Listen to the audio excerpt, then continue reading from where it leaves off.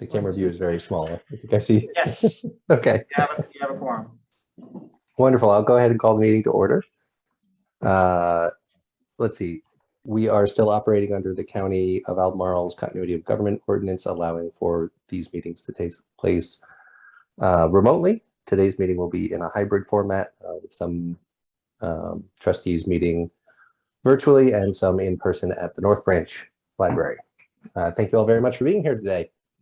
If you've had a chance to review minutes from our last meeting, do we have any changes that need to be made or a motion to adopt? Thomas, briefly, can I say that the handout includes the original version without the change from trustee President Powers to President Unsworth, and that has been changed in the official minutes there. So very typo in your handout. Yes. Okay. Thank you, David. Do we have a motion to adopt? I move that we adopt the minutes as recently described. Thank you. All in favor? Yes. Is that all? I believe that works. Okay. Does anybody have any announcements that they'd like to make before we get started? I do. It's so weird being here instead of on Zoom. I'd like to introduce one of our Board of Supervisors. And this is Willie Gentry. He's come today. He's actually, Louisa has what they call a liaison to the to the board, to the JMRL board. And this term, it's Willie. And I would just like to say that it's really a fine person to have, because he is one very astute and diligent supervisor, but he also is a frequenter of our library, and his wife, I think that's her second home. So so Willie's here with us today, and he wanted to come and meet everyone and just say hello and introduce himself. Thank you very much, Willie. I don't want to put you on the spot, but if you have anything you'd like to say, please feel free. Just very briefly, again, thank you for all you do for particularly for Louisa County. The library is a very special place to go for people in Louisa. Really, the most important person in my family is probably my wife, Debbie. She's been treasurer of the Louisa Foundation for about 30 years. And spends a lot of money in the library, like a new roof, parking lots, and some of those kind of things. She's here, but I couldn't get away from the book area. Yeah, I do want to comment that we've had our first budget meeting already, and we did approve the requested amount from this board for next year's budget, which was a total of $391,956. Again, thank you. Again, thank you for what you do. Thank you. Thank you. Thank you very much, Mr. Gentry. Any other announcements from trustees or? Oh, I have one. Yeah. I know that we're going to talk a little bit about the library's participation with the Festival of the Book. But I also, as I do every year, I'm going to be on two panels. The first is on the 13th. And if there's any aspiring writers, we critique your first 100 words. It's a speed critique. It's a writing group that I'm in. And that will be virtual on the 13th. And the other is a panel called Accidental Detectives You Don't Want Coming After You. So it's a mystery panel for any mystery fans. And that's actually in person at the City Council chambers on the 19th. At 12 p.m. and one is actually a library mystery. So that sounds anyway, great. I hope everyone goes to the Festival of the Book events. Many of them are still virtual, but there are some in person, which is exciting. And I will be speaking at one of those Festival of the Book events. I'll be interviewing Jocelyn Johnson at the Jefferson School on Friday, the 18th or 19th. I think at 4 o'clock. It's going to be really great. It's an in-person event, which I think has limited tickets. Is that right, Meredith? Like they keep the in-person events kind of small? Not totally sure. I know that they're making us get tested for COVID Yes. before we get up on the stage, but Absolutely. I haven't read all the details, but I do hope you guys have a big crowd. You've got enough space, I think, though. Oh yeah, I think we'll be on the stage and the audience will be far, far away from me. So it's all good. Yay. Well, thank you both so much. I think that's wonderful to see so much participation from members of this board in such a big public-facing community event. So thank you both very much for being there and doing what you're doing. Any other announcements? And if there are none, David, I'll ask if we have anyone who signed up for public comment. I don't have anybody in person that's not staff, and all the attendees at this point are staff as well. So raise your hand if you're in the Zoom room and you'd like to make public comment.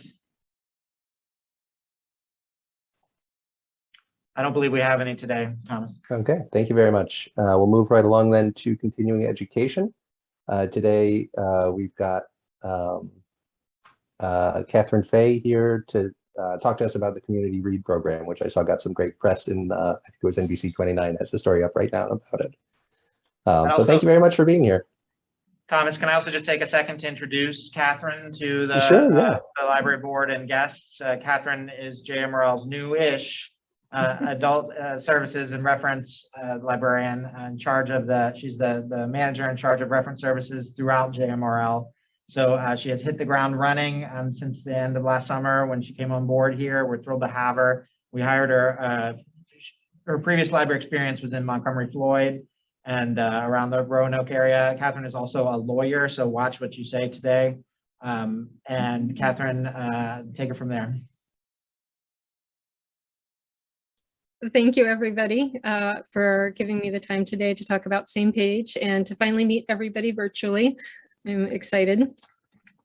So I'm going to start with a little history because I believe some of us are new, including myself.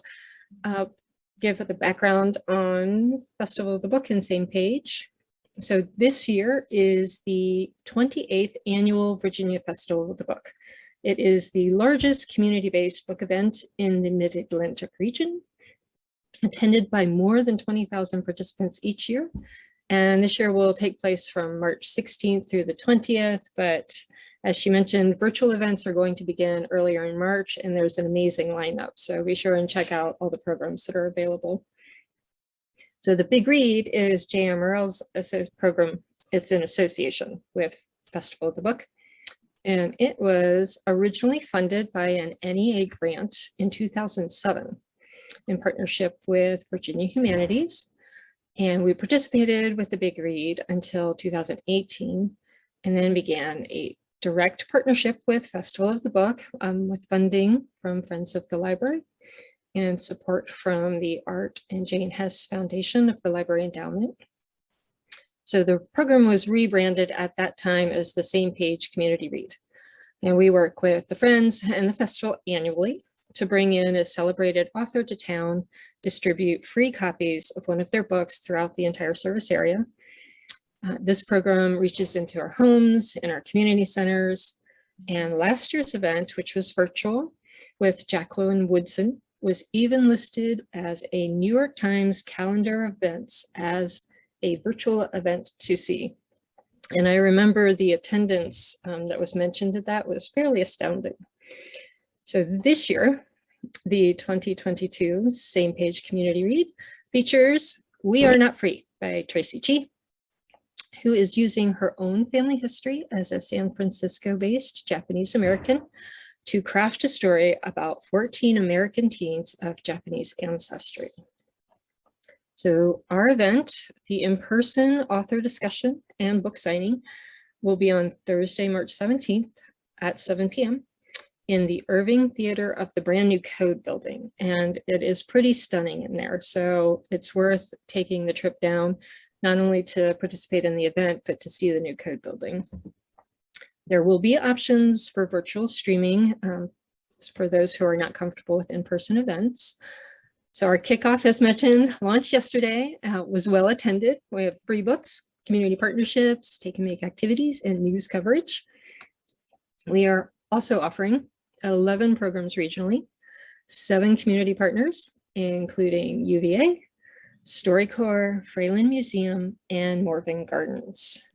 There are 12 JMRL book clubs that you can join to participate, any one of them. We are not free.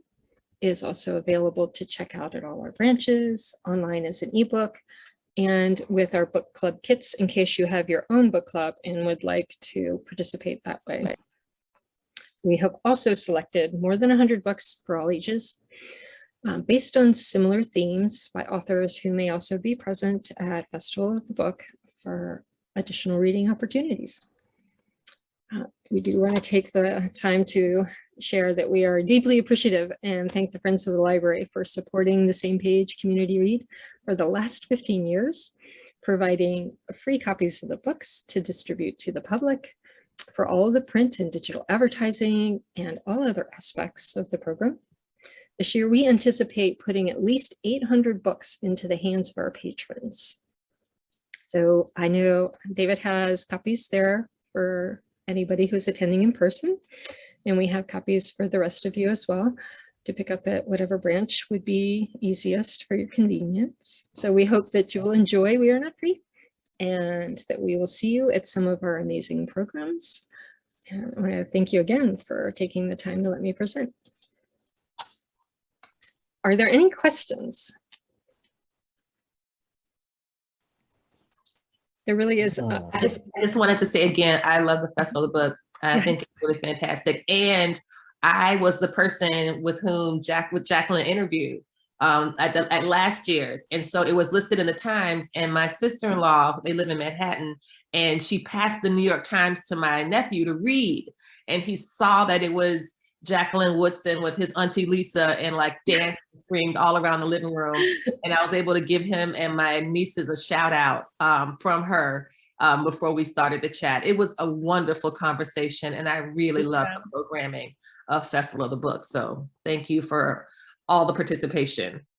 Yeah, what a wonderful opportunity. That'll be a memory forever. That's a really sweet moment. Yes. Yeah, there's an amazing lineup this year, and they've worked really hard to try and balance the virtual and in-person to cover everybody's comfort level. So there should be lots of opportunities to participate. That's wonderful. Thomas, as Catherine mentioned, there are copies of the book for each trustee. So those that are here that don't already have one can pick one up. Otherwise, send me an email and I will arrange to either drop it off at your house or send it to the library of your choice. Thank you. Thank you. Does the offer to drop it off at our house apply to those who you don't live? Yeah, well, yours I would send to the Scottsville branch Okay. and have Ann drop it off. I think he was referring to me. Okay, well, thank you very much, Catherine. That's wonderful, and Thank it's great to you. get a chance to meet you and hear more about the program. You as well. If you have any questions at all, feel free to reach out. Thank you. All right. Okay, our next item on the agenda is committee report from the policy committee, who had a meeting right before this, and I'll turn it over there to Michael. Okay, we met today to continue our crafting of or updating the website policy. At the last meeting, we had sort of gotten some topics or bullet points onto the table, and today we got about halfway through turning that into beautiful, finalized text. So there's a few other open issues that I think David's going to get some manager feedback on some parts of it, but we should certainly be able to finish that off at the next meeting and probably have a first reading of website policy the 2 months from now. So the April board meeting, I would anticipate a first reading of a website policy. And this is, again, it's part of this is a regular 10-year review function. And that's as far as we got today. So concludes my report. Well, thank you for continuing the work there on the 10-year reviews of things. This And one we'll look kind of forward. needs to be redone, I should say. fresh. pretty much kind of from scratch because there was, the scope was off and just, 10 years in web. 10 years of web is forever. So that is one thing we talked about a little bit, making it a little more general and a higher level approach to, partly for future proofing purposes. That sounds great. Okay, well, if there's nothing else there, then we will look for the first reading on our agenda next month, and we'll go from there. New business on our agenda. We have one item this month, which is to receive and review our audit for fiscal year 21. I believe we have a representative from Robinson Farmer Cox, the auditor, here with us today. Is that right, David? Thomas, they are not here yet. They were expected at 3:15. So do you want to move to the next agenda item and circle back? Absolutely. Yep. We'll keep a pin in that one and come back around. Thank you very much. Okay, moving on to old business. David, I believe you have an update for us on the fiscal year 23 budget. I do, yes.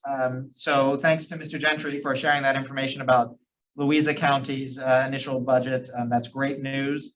So far, the only official recommended budget from JMRL's 5 partner jurisdictions is Albemarle County's budget, which their county executive presented to the Board of Supervisors last week. Albemarle is currently recommending full funding of JMRL's request as well. So that is a big domino towards making sure that the budget priorities that this board set last fall get met next year, including a minimum wage adjustment starting in July.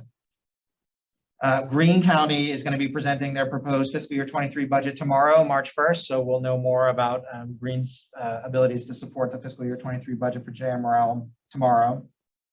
Conversations with Charlottesville remain positive. The city supports minimum wage for their own staff and subcontractors. They're going to release their budget on March 7th, 2022. So in a few weeks here.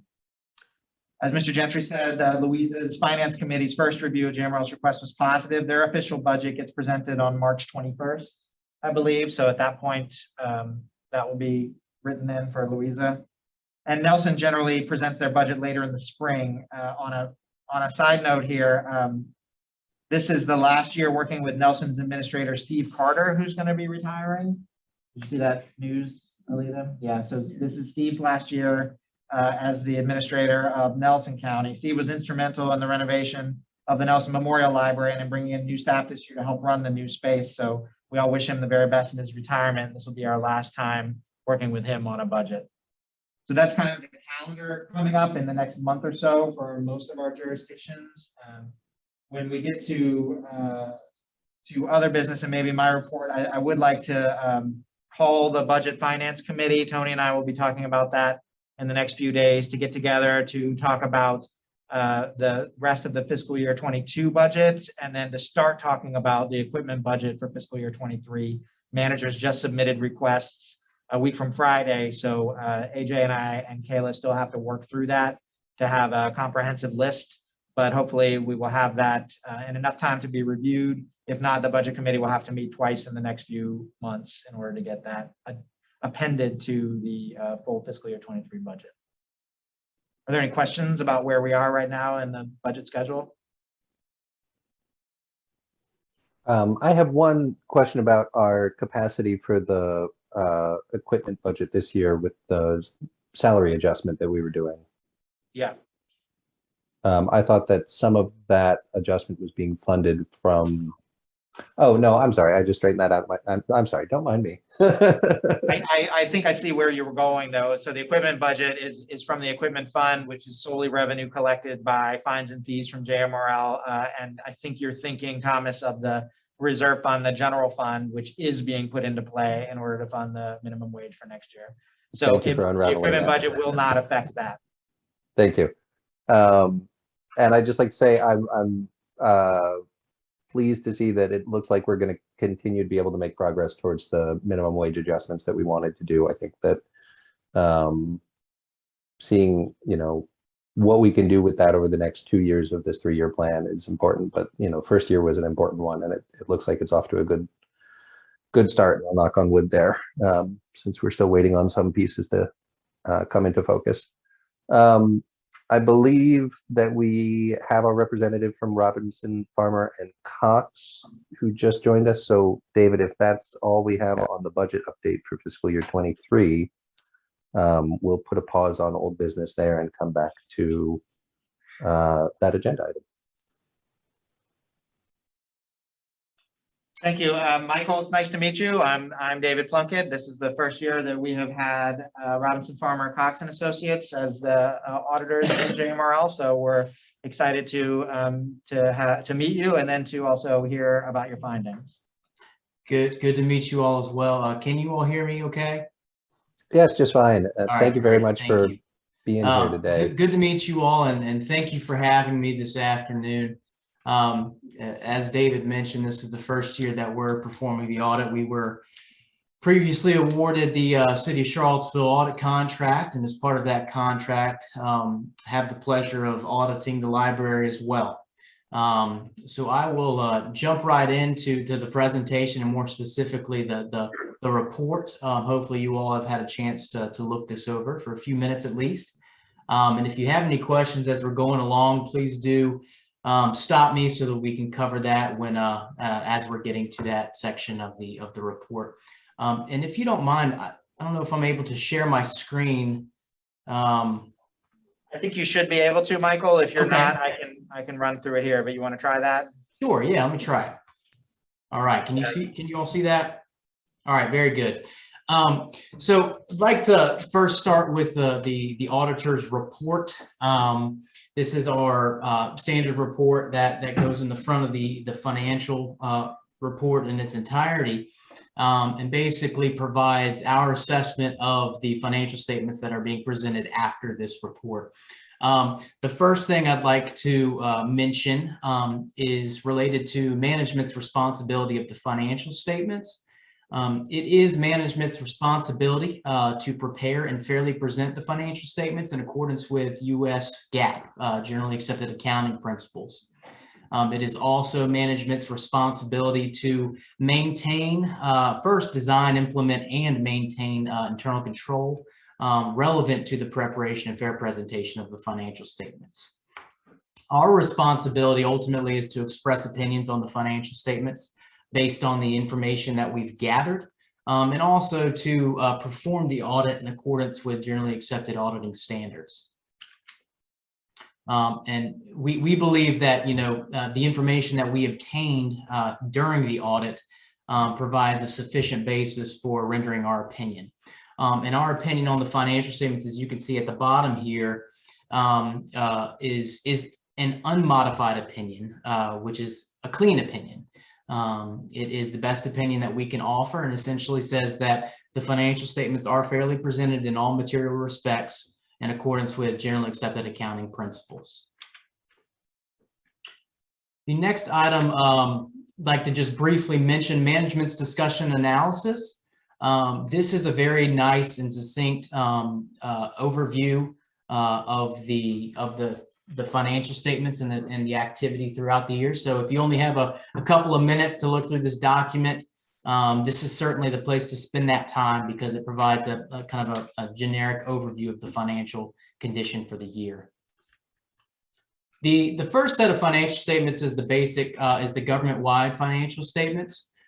These are reported on the full accrual basis of accounting, which means that it includes capital assets and long-term debt items. And in the case of the library, the only long-term debt items are the pension and other post-employment benefit liabilities, which are, valued by actuaries who specialize in this, and provide the information to the city for reporting on the city financials along with the library financials.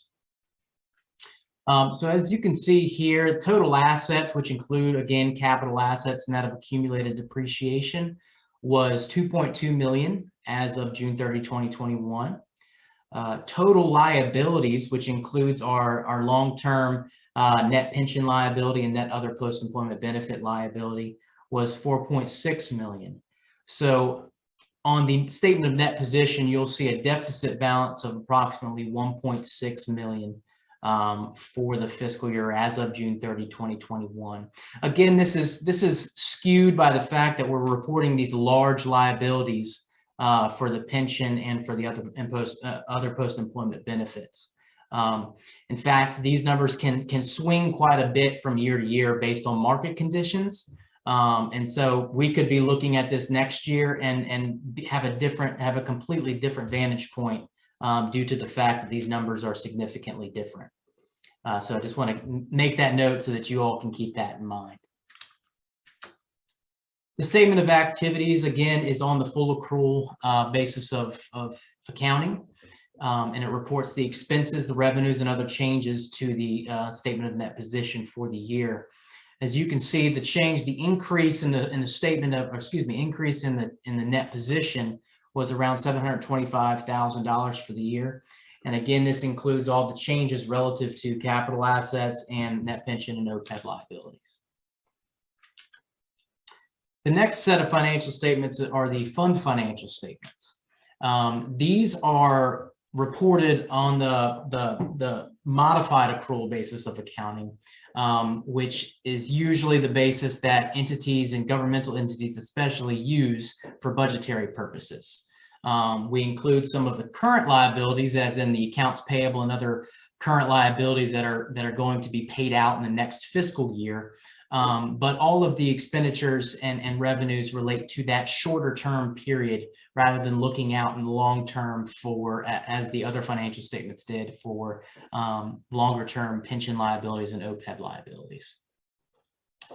So as you can see here on the fund financial statements, total assets of 1.5 million and total liabilities of 579,000. That's very much more in line with probably what you were expecting from looking at your balance sheet as compared to the statement of net position. The fund balance makeup here: committed fund balance 370,000, assigned fund balance 137,000, and unassigned fund balance 447,000, with a total fund balance of approximately 955,000. And the bottom half of this balance sheet down here is a reconciliation from the balance sheet to the financial statement of net position that we looked at just a minute ago, which is a required element of government financial reporting. Increase this a little bit. So this is the statement of revenues, expenditures, and changes in fund balance, again on the fund basis. As you can see, total revenues was almost 8.6 million for the year, and total expenditures around 8.7 million for the year, which led to a decrease in fund balance of 124,000 for the year. But again, still sitting at 955,000 as ending fund balance for the year. Okay. The next section is the notes to the financial statements. This provides a lot of detailed information relative to the information that was presented in the basic financial statements that we just went through. Not going to spend too much time on these. I would like to highlight a couple of things just to kind of point some items out to you all in looking at these notes where you could find some detailed information on elements that are reported in the financial statements. So capital assets here, you can see it's a schedule of capital assets showing the additions and deletions for the year, and ultimately the ending balances by classification. Note 8 shows a more detailed schedule and summary of the long-term obligations of the library, and again includes only the pension, OPEB, and then compensated absences, which is accrued leave. For paid time off balances for employees of the library as of June 30, 2021.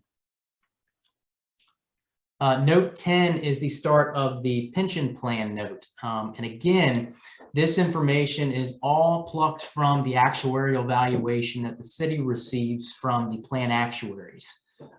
This is prepared on an annual basis. The assumptions change from time to time, but not every year.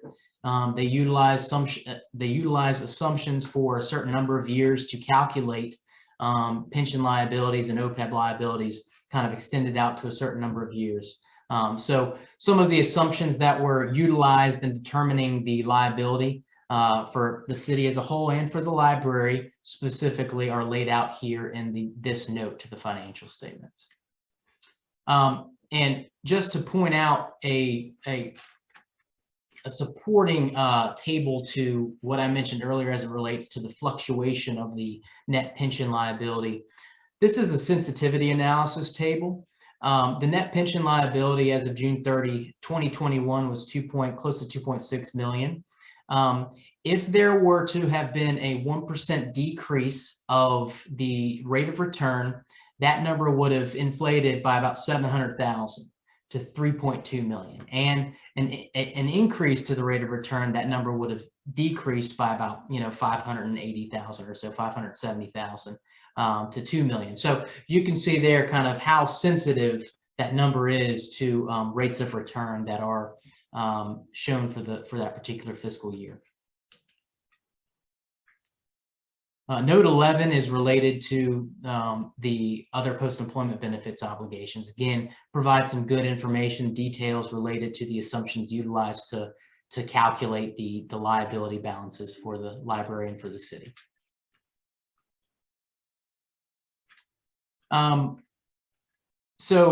New accounting standards. The one to keep in mind is GASB 87 for leases. We're working with the city and tracking the leases for both the city and for the library.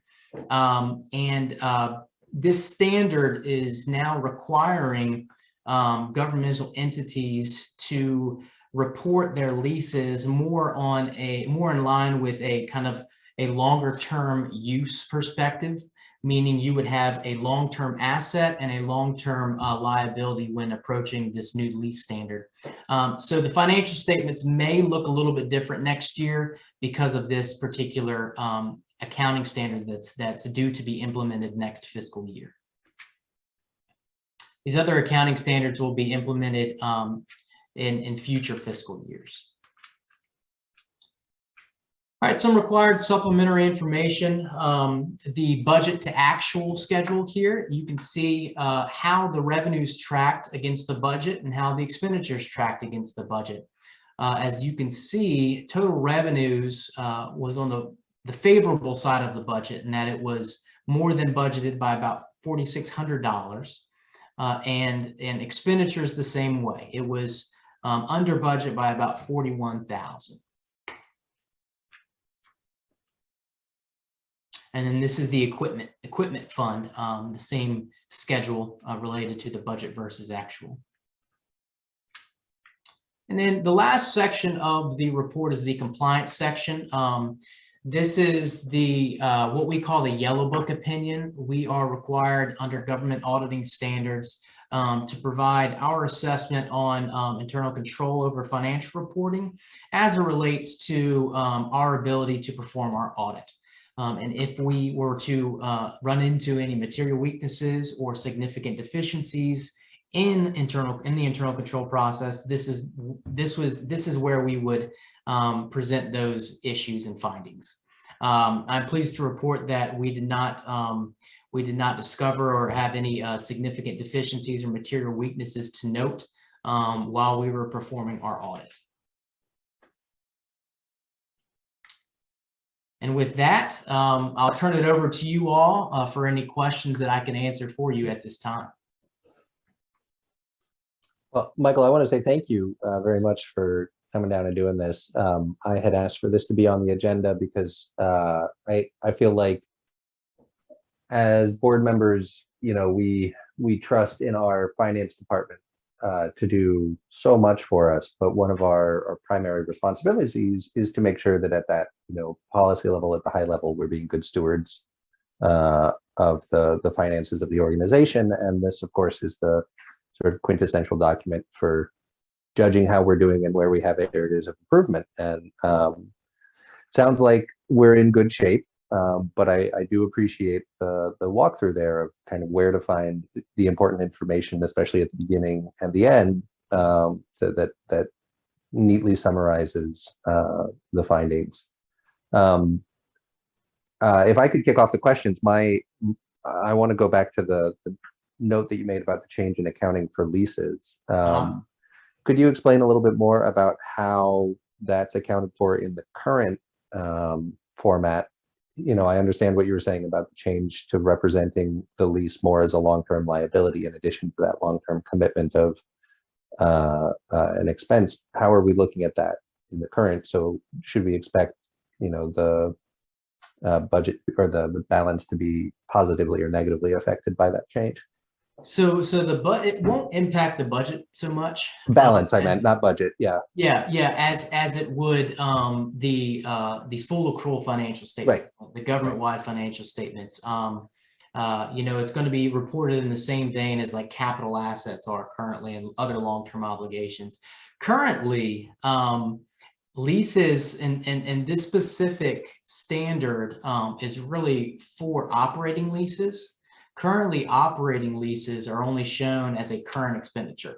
Whenever you pay the lease, you know, the lease payment, that's showing as a current expenditure. What this new lease standard is saying is that going forward, you now have to track that the present value of your lease payments as an outstanding obligation, long-term obligation, and kind of the future use of that asset as a long-term asset.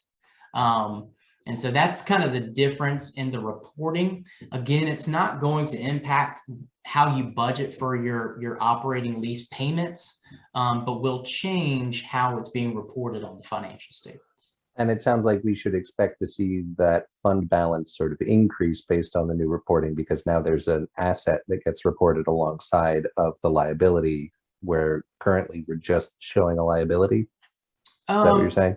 Yes and no. So it won't impact fund balance because currently. I'm sorry, I'm probably just using the wrong label there, but I mean yeah. Sure, yeah. But no, currently, you know, you're showing that as an expense each time an operating lease payment is made, and that's decreasing your fund balance accordingly. You're going to continue to report it that way in accordance with the fund balance side of things. But when we're getting to the government-wide, the net position side of reporting, that's where it's going to be different. Okay. And there's going to be some conversion to implementing that as an asset and as a liability on the government-wide financials. Whereas currently it's only showing as an expenditure each time the payment is made. Gotcha. Great. Okay. Thank you. You're welcome. Any other questions from anybody else? I've got another one. No. Michael, is that a hand? Sure, I'll take a quick turn. This is probably a question for David on page 28. Top line there, charges for services. We had a budget of 300,000 of revenues, but in actual substantially less. Is that the fines and fees that were just suspended? On page 28 Well, 28 of the audit, yes. Yes. So this is looking strictly at the equipment fund. So it's either, and AJ and I would have to look this up basically, but it's either a change in you know, the revenue that we got in for it, which has been really influx due to COVID the last few years, right, or it's things that were reclassified outside of the equipment fund as operational costs. So we could look into that and get a specific for you. But it says revenue, so I think. Yeah, I'm not sure what that charges for services means. Maybe Michael could answer that, because we're not charging anybody for any services for the most case. Yeah, this is, I think, fines and fees is what that refers to. Yes, David, that is exactly what that's referring to. And to your point, I think a lot of organizations such as the library have seen a decrease due to COVID over the last couple of years for sure. If you recall, we weren't charging fines and fees for half of fiscal year 22 until we reached tier 4 or tier 3. I can't remember. Yeah, I think it was July. Was July? Yeah. Yes, it was the day basically right after this period. Oh, yeah. So we weren't charging them at all. Good point. Does that answer your question? Yes, thank you. Any other questions from anybody? Okay, Michael, my last question was, I'm happy to see that we have an unmodified, what was it called on the first page there? Audit opinion?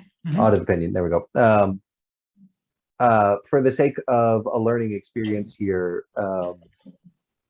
and trying to learn more about how we be good, how we perform our function here as good stewards of the finances of the organization. What would we be looking for as, what are potential modifications to that opinion that could arise in the future that we would need to be wary of or looking at as times to take action on something? Yeah, so to modify an audit opinion takes a lot. I mean, basically, what we're saying is that the financial statements that are presented are materially correct. Materiality is based on, an equation that we utilize looking at current year information, financial information specifically. So really a modification to that opinion would only come if we were not able to access certain information that we thought was important in rendering our opinion. So that would probably be, number one in an opinion modification. The second thing, and I guess what you see more of in governmental reporting are weaknesses in internal control. And so at the very end, I mentioned that, we issue an opinion on kind of our assessment of the internal control structure as it relates to the audit process and how we're able to perform our audit in accordance with that structure. So again, what you'll see more often in a governmental setting is that there are weaknesses in internal control or deficiencies in internal control that we note as auditors as being issues to bring to your attention as the governing body that could have a significant and or material impact on the financial statements. Things that could arise would be if there were significant audit adjustments that were necessary. That could be an indication that the control structure is not operating as it's supposed to, because we're having to go in and basically restate the books significantly and materially from what they were previously. So that would be something to, I guess, be cognizant of going forward and where to look for, issues that may lie in financial reporting. Great, thank you very much. You're welcome. All right, well, if there are no other questions, I'll pause there for a moment. Then I will say thank you. Again, Michael, I appreciate you taking the time to come in and talk us through all of this. And Sure. Yeah, board members, let me know if you felt like this was useful or not. And we can think about it becoming an annual review here, get to know each other a little better. I'll be happy to do it. Thank you so much. And I would like to thank David and AJ and also Gail from the city for providing all the information that we needed to do the audit this year. Thank you. Thank you very much. All right. Thanks, y'all. Take care. Okay. Jumping back to old business, we are going to move to item 2 then.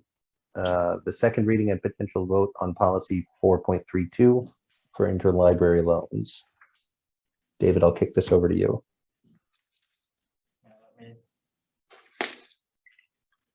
scroll through 40 pages of audit.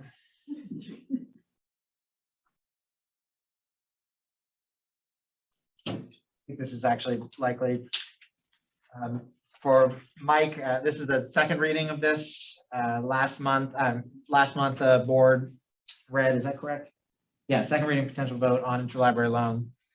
So the changes there are not different from the last time you read this last month. They're the same changes there. And I think basically the changes that were made from the original were to change the tone a little bit, to kind of future-proof some of the relevant codes and guidelines from the first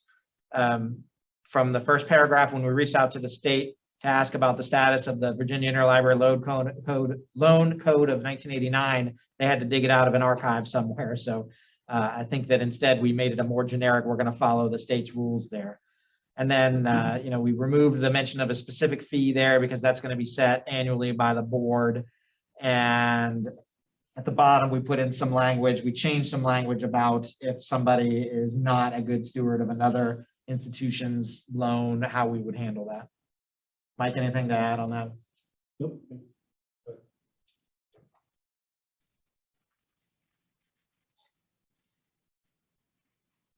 I think, Thomas, if there are no questions, you can take it to a vote if you'd like. Sorry, I just realized I was muted there. Yeah, I was just going to ask, any questions on this one more time as we look at it again this month? And if not, do I hear a motion to adopt the new policy 4.32 on interlibrary loans? I move that we adopt the new policy on interlibrary loan with the number you just said. 4.32. Thank you very much, Lisa. All in favor? Aye. Aye. Wonderful. All right, we have an updated policy. And thank you very much, Michael, to you and your entire committee for all of the work on that. Okay, moving right along. Item number 3 under old business, update on the director's annual goals. We talked a little bit last month about the schedule of annual review and all of that for the director, and in going through all of those, felt like it was time again to just update on where we are with these that we set last year. So David, I'll let you take that away. Okay, so here's the beginning of a lot of talking from me. So if the audio cuts out at all, just let me know. Yes, so this is basically a mid-year update on these goals, so that in June, when the library board has closed session for my review, they'll have some information. There were 4 goals stated for fiscal year 22. The first one was to steer JMRL through the library's COVID response plan and begin to implement the lessons that we've learned. So this is ongoing still. I did not think that we would be still talking about this at this point, but here we are. Although I'm very proud of how JMRL has managed, a lot of whiplash for sure, but consistently the organization has been able to balance staff and public safety with the ability to provide service. Fiscal year 23, so starting in July, we'll see the first implementation of JMRL's cross-training plan, which we got a crash course in throughout the last 2 years of COVID response. So that's one of the lessons learned. We've had staff being asked to take on tasks they were initially unfamiliar with in order to provide services throughout COVID. And I couldn't be happier with how staff have responded, from frontline staff to behind the scenes technical services staff, from managers to the administrative team. The staff have been flexible, creative, and positive, and the members of the public have wholeheartedly appreciated that. So we are still ongoing with our COVID response plan. I'll talk about it a bit in my director's report following this, but in general, I'm very pleased with how well the staff has responded and been able to meet the needs of the community. The second goal was to secure library board approval for JMRL's minimum wage adjustment plan and begin to work to implement this with JMRL's jurisdictions. So largely that was answered in the budget report today. The library board has approved this adjustment plan, and the fiscal year 23 budget for JMRL reflects the first year of building this into our operational budgeting. So far, so good. We have presented this to all 5 administrations for all 5 jurisdictions, and we're working towards this goal. It looks pretty good for July 1st. The third was to present JMRL's diversity plan, which was strategic plan goal number 3, objective number 8, to the library board for review. So good progress is being made here, and an outline with draft language is ready. The staff equity committee began by surveying peer libraries, met with staff from Albemarle County's Office of Equity and Inclusion and the City of Charlottesville's Office of Human Rights, and finally held a meeting with the American Library Association's director of their Office for Diversity, Literacy, and Outreach Services. So the staff committee set up a subcommittee working on this draft. There are 3 main areas being addressed, and you'll see the completed draft before the end of the fiscal year. There's kind of the current landscape. So what's the state of the library staff offerings to the public, historical background on strategic plan goals to address diversity in hiring and the collection. And then the second area is goals and objectives. So where is the library system looking to go here? And the third is accountability, specifically who and the library staff or the library board has accountability for any particular goal or objective. Each of those 3 sections is subdivided in 2. First, dealing with internal, so kind of inside the organization facing, and the second dealing with external, so public facing offerings. I'm looking forward to presenting this draft to you all in the spring. It's some great concrete deliverables being worked on, and they're all tied back to JMRL's mission and values and the current strategic plan. And then the last goal the board set was forward action on strategic plan, goal number 6, objective number 2, which was a central library renovation working group, and just even a broader scope than that, just kind of moving forward with the central library renovation project. I've met with stakeholders on all sides, including the mayor of Charlottesville and Albemarle staff, the Friends of the Library. We've also met with the architectural firm that drafted the most recent design study for renovation in 2015. We got updated costing information from them. We're looking right now at $13 million for the total project. That is a moving target, though, for sure, between inflation and construction costs that fluctuates rapidly. I will meet with the Friends Endowment Advisory Committee this spring to see if they are interested in funding an update to this study next fiscal year. The Friends, if they are willing to pay for that, that would cost about $23,000. City of Charlottesville officials have been very clear that until there's a solution to the logjam of their school capital projects, there's going to be no other major capital expense, potentially for up to 10 years. So with the General Assembly shooting down an attempt by Charlottesville to add a sales tax option, to give them the option to go to a referendum for a sales tax increase to raise funds for school constructions, the library's project got even more difficult. This is not a done deal, but it was one avenue that the city of Charlottesville was looking at in order to help fund schools, which would have opened up some room in the rest of their capital projects. So the next step is to call this group to discuss this central library renovation working group. We need more community involvement there outside of just the existing stakeholders of the Friends and the government officials and library officials. This central library renovation is not going to happen in fiscal year 23, but we are continuing to work on it. We'll start working with Albemarle County as well. It's a 50-50 ownership between these two entities, between the city of Charlottesville and Albemarle County. I think a big step is getting an update to the design plans and then starting to work more closely with staff on both sides in order to figure out what is doable and to work on what kind of fundraising dollars would JMRL need to bring to the table in order to make this a palatable project in the years to come.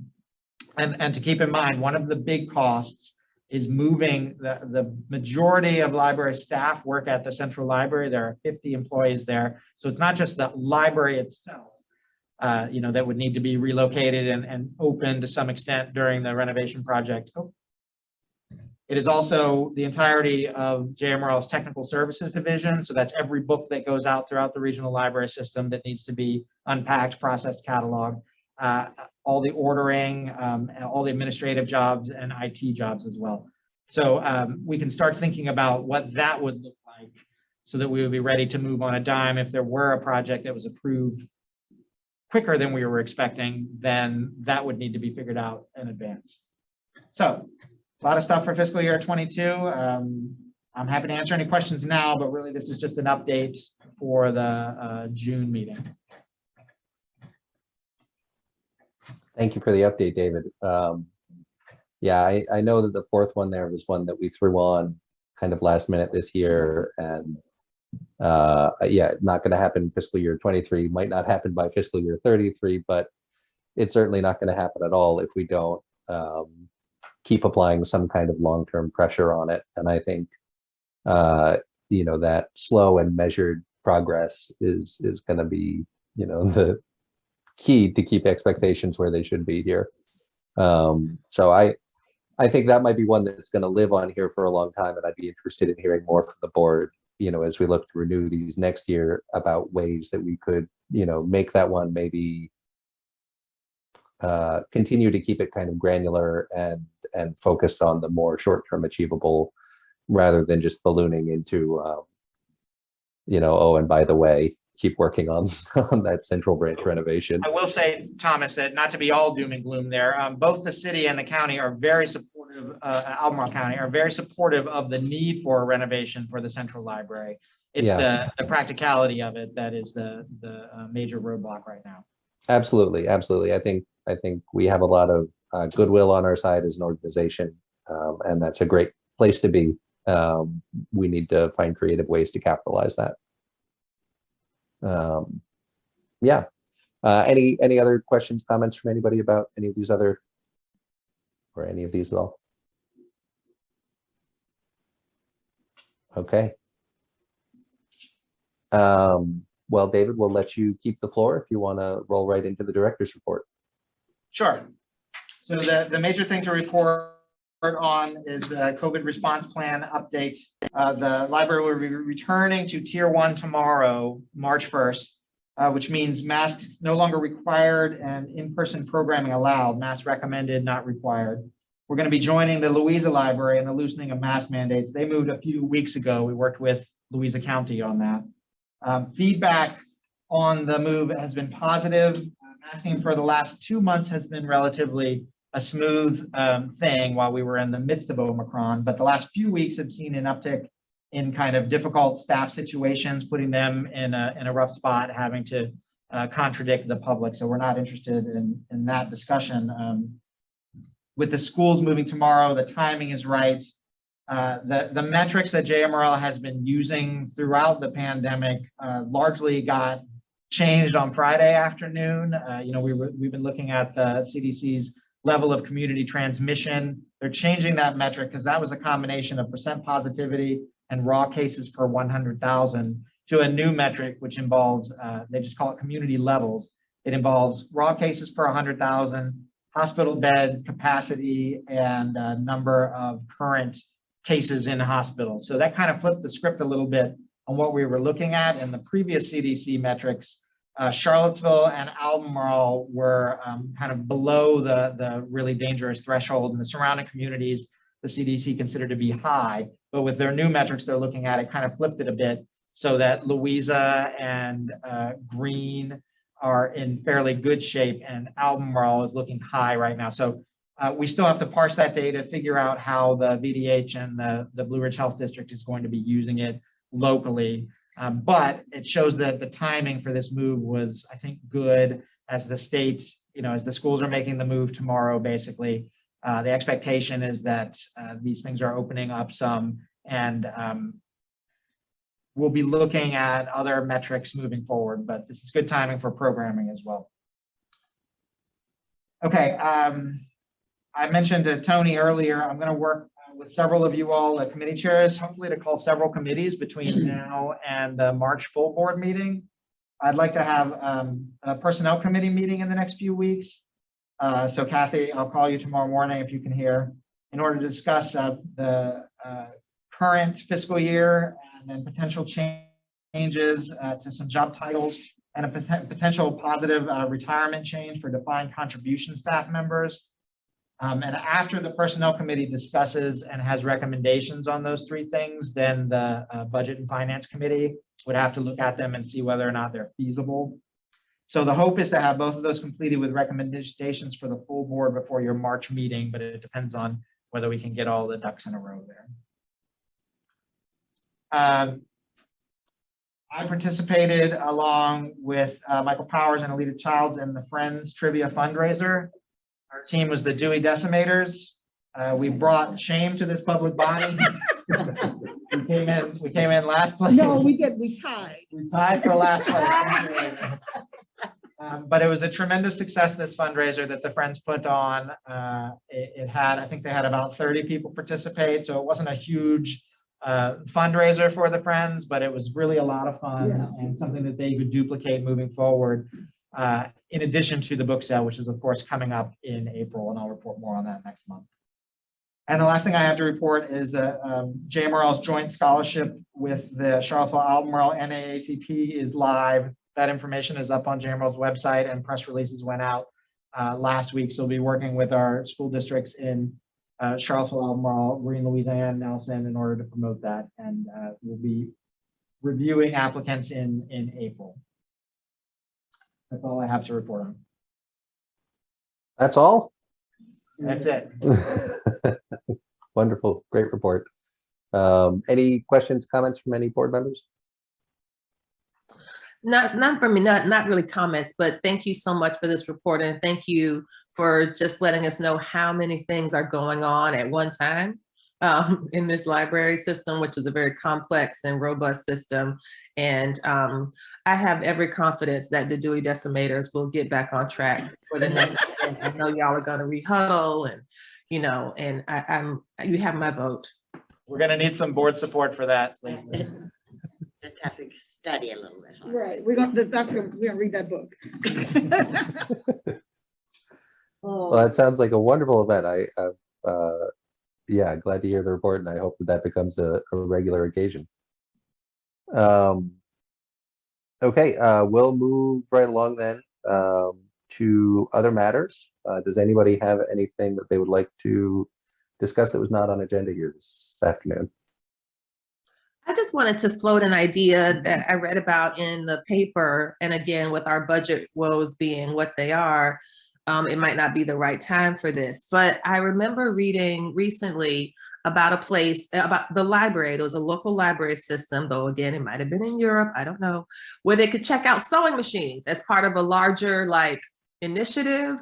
And I know that Bonnie Gordon over at Music in UVA is working with international neighbors to help build a collection of sewing machines for Afghani women and other women, international women, immigrants who need to be in sociality with other women.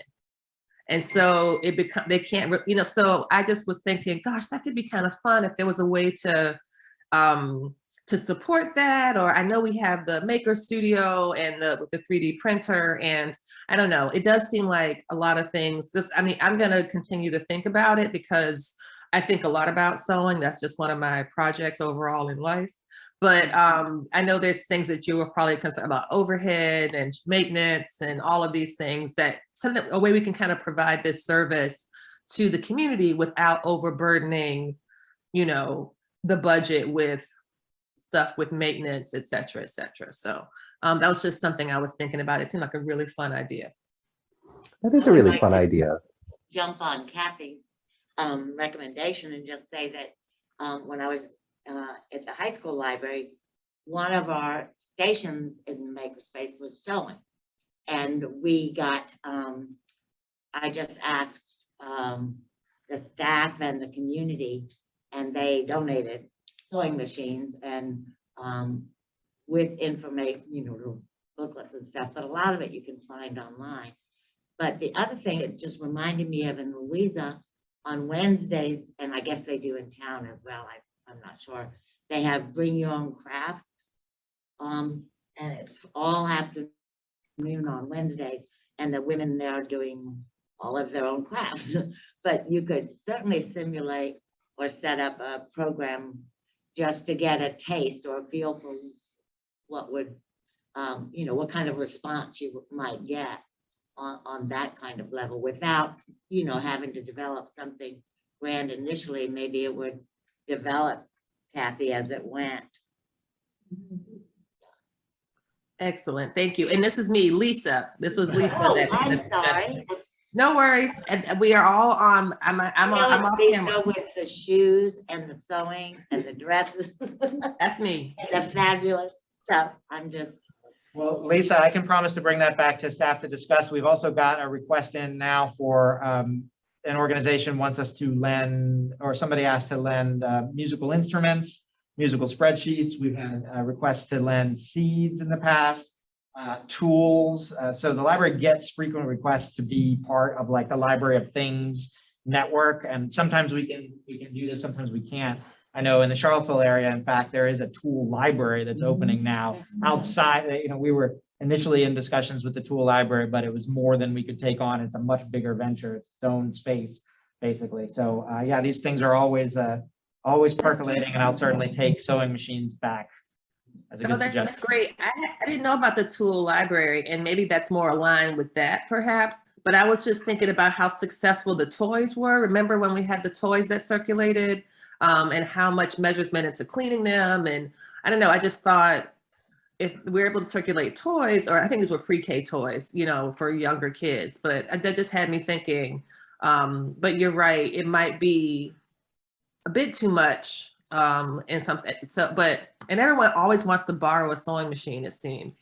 They can never borrow mine because anyone who wants to borrow a sewing machine doesn't own a sewing machine and they can't use mine.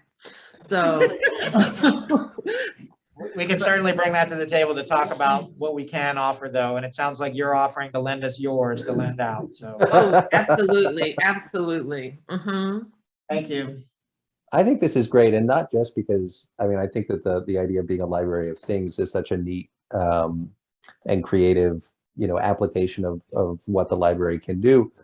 But, well, Lisa, thank you for bringing this up because I really, I appreciate also just the thought into how the library can kind of serve as a nexus for these other organizations in our community that are trying to make connections and trying to deliver services to people. Sometimes in a space that the library already occupies and already has a certain advantage of, economy of scale. And I think part of how we can continue to justify our budget, and the things that we do is by demonstrating that value across our community, showing people the ways that we can help make their programs more affordable for them to put on. So I think this sounds great.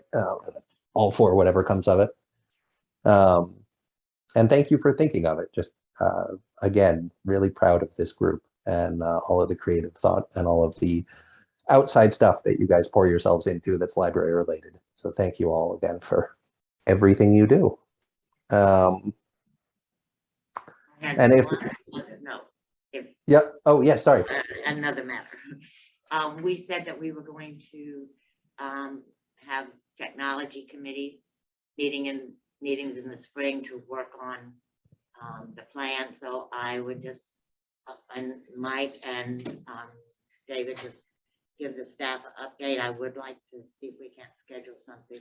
Yeah, I'm sorry. I thought that we had set that we were going to meet before the next board meeting. So it would be like the policy committee meeting today at 2:00.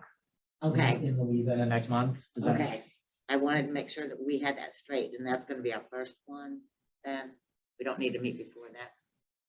Unless you would like to meet. Okay. If you would like to meet before that, I'm sure we could arrange that.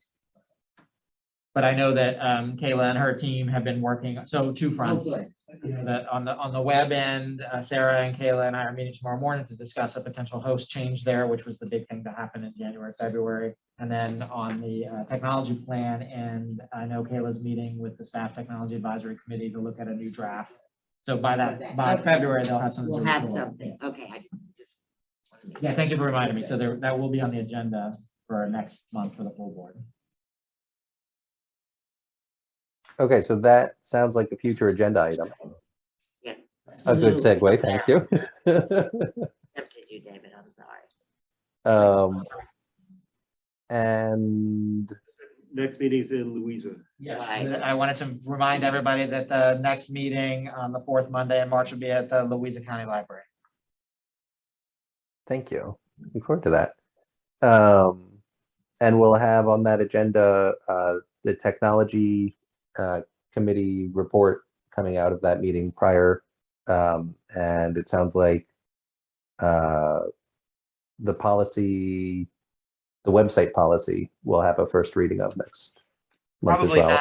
not. The website committee won't meet until April, so there probably won't be a draft ready. I'm sorry, my mistake. I had made a note on that earlier. I misunderstood. Okay, any other agenda items we need to add for next month? Anything anybody wants to bring up? I've got a few. Yes, please, David.